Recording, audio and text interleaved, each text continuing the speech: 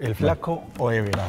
En confianza el flaco está bien, ya que estamos en confianza. Oye, bueno, el flaco, ¿qué relación has tenido con este juego, hombre?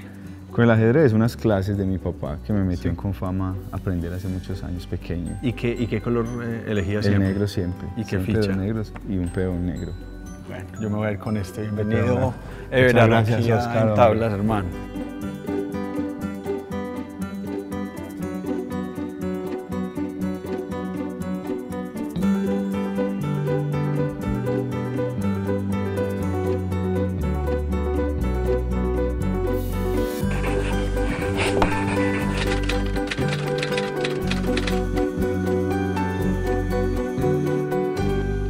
Bueno, ya estamos aquí. Con la ficha. Vos sos un personaje bien especial, hombre. Yo he estado como, pues te conozco hace muy poco y qué pena empezar calificándote, pero lo que haces me inquieta mucho y yo, pues cuando me invitaron a este programa, pues yo te quería invitar a vos, quería conversar con vos. Y quiero conversar con vos precisamente porque hay un personaje, hay un nombre que también le da como nombre a este recinto y es Camilo Torres Restrepo. Cuando te dicen Camilo Torres, vos, ¿qué imagen traes a la mente? Pues a mí siempre se me trae a la memoria Camilo, pues es como la pregunta por la vida en últimas, porque creo que si no hubiera sido por escuchar ese nombre alguna vez, creo que no hubiera sido lo que en este momento conoces de mí, por ejemplo. Ya. ¿Y cuándo empezaste a escuchar ese nombre? O sea, ¿cuándo se te metió la...? Sí, exactamente la primera vez que lo escuché fue cuando estudié en el seminario, grado octavo además, o sea, estaba muy pequeño todavía, que un padre que llamaba el padre Ernesto fue el que nos contó a todos los del salón que existía un cura un poco más diferente a cualquiera en Colombia que se llamaba Camilo Torres Restrepo. Esa fue la primera vez que yo escuché de Camilo.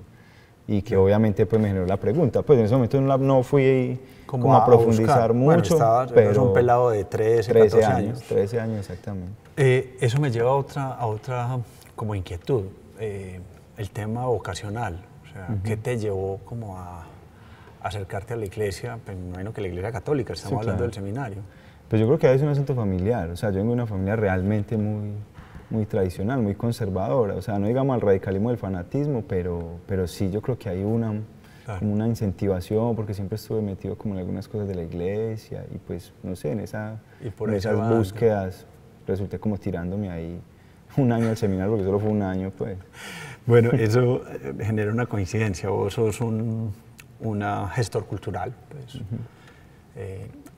teniendo en cuenta la cultura como un panorama amplio y tu trabajo se ha visto como motivado por el tema del archivo, sobre todo Camilo, ¿cierto? Entonces vos descubrís a Camilo y ¿en qué momento empezás a ser juicioso con respecto a él? ¿Cuándo sentís que hay un camino de trabajo? Pues yo creo que fue cuando entré en la Universidad de Antioquia realmente, o sea, yo creo que, o sea, siempre estuvo esa pregunta desde el seminario, siempre estuvo permanente. Luego ya después en otro colegio sí, cuando entró la violencia, pues como para mitad de los barrios, que entonces ya los jóvenes entramos como ¿De qué barrio estamos hablando? De Pedregal, Florencia, más o menos la comuna noroccidental de Medellín. La comuna noroccidental. Ahí cuando entró todo el problema del conflicto, los jóvenes estuvimos pues ahí como siempre con toques de queda, un montón de cosas, entonces resistiendo. Claro, lo cultural siempre fue muy fuerte y por ahí fui como entrando, pero yo creo que sí fue la Universidad de Antioquia la que ya realmente me motivó como Camilo, ahí es donde está el asunto clave. Y encontraste un eco, porque ese trabajo no se hace solo, ¿cierto? Sí, claro. Hay una suerte como de trabajo colaborativo con más personas. Sí, yo creo que ahí, pues yo realmente cuando entré la primera vez a la Universidad de Antioquia entré fue a estudiar otra carrera, porque pensaba pues que también desde la ingeniería y toda la cosa uno podía mejorar algunas cosas del hogar, pero yo creo que sin decir que no sirvió el tiempo en ingeniería, creo que fue lo que más sirvió porque fue entonces ya entrar directamente, por ejemplo, a este escenario. Qué maravilla, bueno, mira ese escenario ahí. Ajá. Pues a través tuyo llegamos al Común, que es una puesta en escena de una compañía teatral del Carmen, ¿no? De pequeños farsantes. De pequeños farsantes. Eso fue conmovedor, o sea, este escenario estaba, hermano, lleno y hay un movimiento. Uno no pensaría que eso suceda, o sea, que estas figuras emblemáticas tengan esa acogida, y de alguna manera uno ve como el panorama de la historia y son personajes que están ahí soportando un montón de elementos, ¿no? Es que también es lo más bonito de Camilo, o sea, Camilo nos dio, por ejemplo, a esto, o sea, preguntarnos por Camilo, preguntarme por Camilo y querer adentrarme más sobre la vida de Camilo me llevó a esto, y a nuestro grupo, pues, digamos, donde hemos venido trabajando, nos llevó a conocer esto, a ver que Camilo realmente no estaba solamente en los libros, ni en los teatros, ni en los nombres de nadie, sino que también en la gente. Qué maravilla. Te voy a invitar a parar un momentico. Ya, vamos a ver una cosa cuando volvamos, ¿listo? Listo, de una. Perfecto, no hay problema.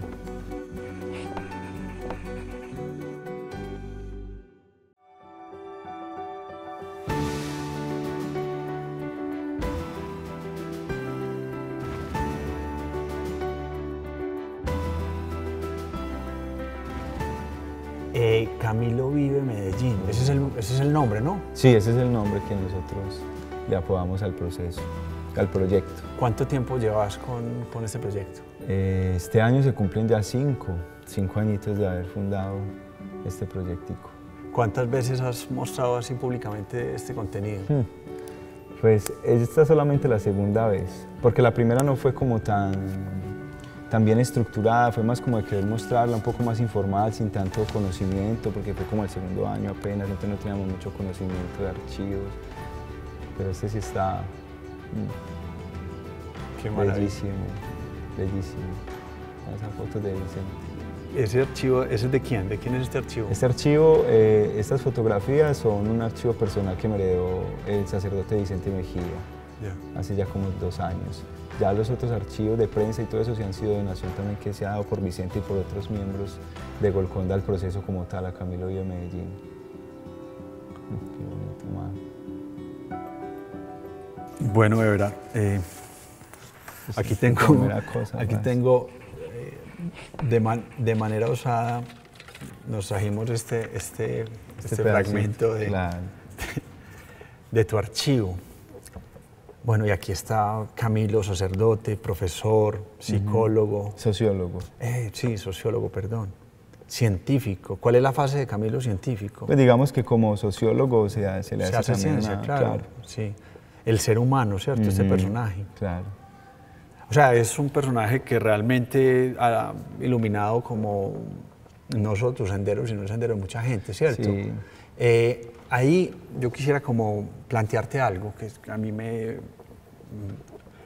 genera un poco de escozor, y no porque sea dramático ni mucho menos, sino porque tomar la decisión de armar un proyecto de vida en función de otro es un asunto de valentía, y es un asunto que vos has logrado hacer, de alguna manera de poner los intereses del ego, los personales, por sacarle como punta a algo que te inquieta y que la sociedad lo necesita, ¿no? Es que yo creo que por eso es que Camilo es esto, o sea, por ejemplo, esta imagen para nosotros y para mí en particular significa mucho porque realmente, o sea, realmente lo que nos motivó a que todo proyecto personal de alguna u otra forma tiene que estar también en servicio de otras causas, pues no, ni siquiera es como decirlo de otros o de otras, sino también de otras causas, porque las causas también pueden ser investigativas o de otro tipo de recuperación de memoria, no necesariamente puedes irse a meter a una comunidad, ¿cierto? Que aunque es muy valioso, pues... ¿Qué sucede? Quisiera como sacarte un poquito del tema. ¿Qué sucede con la noción de archivo? O sea, la archivística es una dinámica disciplinar que implica estar con unos ojos muy puestos en el pasado, pero también una actualización. Claro. Y eso es parte del ejercicio que hace el colectivo que vos integrás. Sí. ¿Cómo funciona un poco el tema? Lo que pasa es que cuando nosotros decidimos, o sea, más allá de tener esa pregunta personal, como decíamos ahorita al principio por Camilo, y esa pregunta personal, entonces encontrarnos con otros, encontrarme con otros, necesariamente preguntarse por Camilo, la vida de Camilo y esa importancia de Camilo hoy tuvo que encontrarse con el archivo, o con los archivos, porque realmente, pues para nadie es un secreto que ha existido, digamos, como cierta dinámica y cierta lógica de que los archivos no se conozcan, el mismo hecho que el cuerpo, por ejemplo, de Camilo hoy después de 50 años no se sabe dónde está, ¿cierto? Sí. Eso implica también que, bueno, ¿qué pasa con esa memoria? ¿Qué pasa con lo que se escribió, con lo que se dijo, lo que se grabó? Porque eso no se conoce, no aparece en libros de historia. ¿Sí? Eso me lleva como a un punto muy interesante, y es como la sacralidad del cuerpo. y entendemos la sumatoria archivística como un cuerpo que se va armando Claro. con pequeños retazos de otros cuerpos, pero yendo al cuerpo de Camilo, habían dicho que lo habían encontrado, ¿qué pasó ahí un poco con lo del cuerpo de Camilo? Pues ahí siempre o sea, incluso desde que Camilo muere, la misma mamá la que empieza a buscar el cuerpo, pero desde el principio es negado pues incluso a su madre, pues el general incluso no lo permite pues ni siquiera para su familia. Y pues los datos que decía el general daban a que en una bóveda pues allá militares estaban, pero en últimas pues no fue como tan cierto, porque cuando abrieron la bóveda pues se No encontraron. se encontró. Bueno, y eso nos lleva a un punto judeocristiano muy fuerte, y es como poder darle cristiana sepultura a un cuerpo de un ser que definitivamente no transmutó en un militante, porque pues cuando yo te he escuchado hablar, pues la historia de Camilo como guerrillero es significativa, pero es corta, y realmente su obra está en todo el proceso que él amplió y que pues, señaló caminos, ¿no? Claro. Entonces, ese tema cristiano vuelve sobre tu pasado, y es como una suerte como de bola que va creciendo. O sea. Sí, porque yo creo que acercarse también a Camilo permitió también acercarse a esas otras lecturas que tenían que ver con esas tradiciones de nosotros, ¿cierto? Desde el cristianismo, y encontrarse con otro cristianismo, un cristianismo más militante, más subversivo, más de eso que realmente los primeros cristianos en la Palestina del primer siglo pues reivindicaban. El cuerpo de un mártir para un cristiano es muy importante porque representa la causa. Sí, pero ese es el caso de muchos cuerpos en Colombia. Claro, ¿no? claro. Y el cuerpo de Colombia. Nosotros creíamos incluso que encontrar el cuerpo de Camilo es empezar la búsqueda realmente por todos los desaparecidos de Colombia. Mira esa imagen. Ah, eso es un concierto. Es un poco. Es un poco. ¿Qué relación? Bien poco también. Sí. Yo sé que es un cambio brusco, pero me parece muy interesante en este momento plantearte como ese escenario, es decir, el juego de la comunidad y qué sucede con tu gusto por el punk. Sí. Por el punk, pero dame un segundito, ya volvemos a eso cuando volvamos a entrar, ¿listo? De una.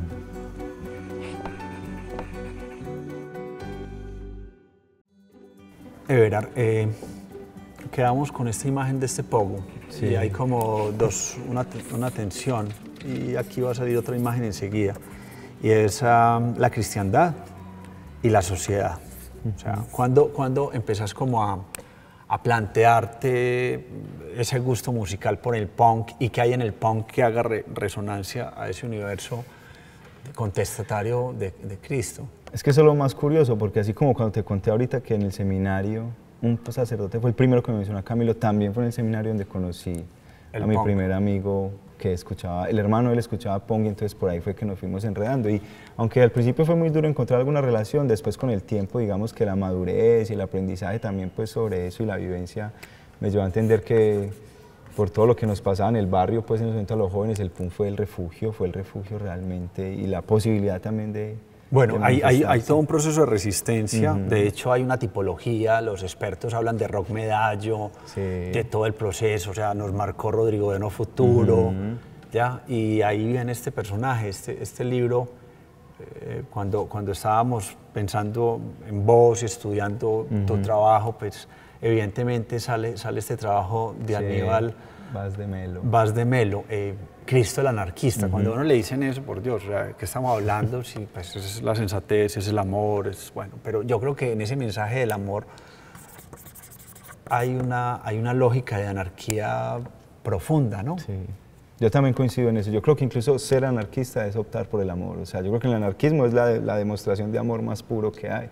Y ese texto, por ejemplo, se puede anudar a otros también que realmente pues han reflexionado sobre la perspectiva de Cristo más humana, pues menos divina, menos idealizada, que realmente podrían decirnos, o esa experiencia puede decirnos que Cristo fue un antecedente ahí. Ahí hay un asunto que es bien bello, y es precisamente como la idea que navega en función a todo lo que hemos estado poniendo en esta mesa, y es hasta qué punto esta sociedad está tolerando la resistencia. O sea, hasta qué punto la sociedad nuestra ha estigmatizado la revuelta, el reclamo social, y hasta qué punto estamos preparados realmente para llegar a un momento donde podamos darnos la mano, mirarnos a los ojos y decir, hombre, yo te amo, vení, no nos hagamos duro. O sea, parece ser que sí, pues, y yo creo que ahí también es como meternos todos en un pogo para de alguna manera tranquilizarnos. Sí, el pogo es eso incluso, pues el pogo es, claro, disfrutar, el bailar, ahí el roce, existe el contacto, pero después sabemos que estamos en el mismo espacio, que construimos el mismo espacio, que podemos ser amigos, que todo quedó ahí, pues también, ¿cierto? Claro. Que es una demostración también de fraternidad, porque la idea tampoco en un poco es hacerse daño, y yo creo que en la sociedad es lo mismo, ¿cierto? Pues el conflicto va a ser inherente, pero hasta qué punto también podemos entenderlo como algo que nos puede ayudar a construir algo mejor también. Claro. Flaco, ¿valió la pena la muerte de Camilo? Pues yo creo que más que la muerte valió la pena la experiencia de Camilo, vivo, muerto, como todo lo que pasó, ¿cierto? Yo nunca me adentraba a decir si fue acelerado, si no fue acelerado, si murió muy joven, si murió muy viejo, pues para mí este tipo de cosas de la muerte, del tiempo, pues las cosas pasarán, ¿cierto?, por sí solas. Lo más importante es entender que Camilo vivo y muerto sigue siendo y seguirá siendo, a mi modo de pensar, la referencia a nuestra historia para construir eso que queremos desde el amor, pues también el compromiso.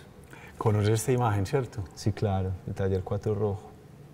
Es una alegoría muy bella, Camilo, ¿cierto? Son las juventudes liberales, son estos niños. Hay algo en el trasfondo de tu trabajo que tiene que ver con los chicos. Y me gusta mucho eso porque es muy coherente. Pues vos empezaste a tener unas inquietudes sobre la manera o preguntas que tienen que ver con cómo vivimos juntos. Y es a los 13 años, decidís, hombre, yo voy a estudiar allí en el seminario a ver a esta gente que tiene para decir. Y hoy por hoy, pues al menos yo creo que coincidimos perfectamente que los jóvenes son un punto, ¿no? Claro. ¿Cómo trabajar allí? Claro, de hecho porque pues hablar de esta memoria, hablar pues los jóvenes hoy tenemos pues digamos como el compromiso de releer y de actualizar no solo por la memoria de Camilo, sino también la memoria de lo que es el país, de la memoria de lo que ha sido el PUN también, de la memoria de lo que ha sido las comunidades, nuestros barrios, pues además de todo lo que implica pues todo este escenario actual al que se nos ofrece pues supuestamente. Claro, ahora me estabas contando de la última experiencia, de tu último viaje, estabas por allá en Sapsurro y viniste como un poquito atormentado por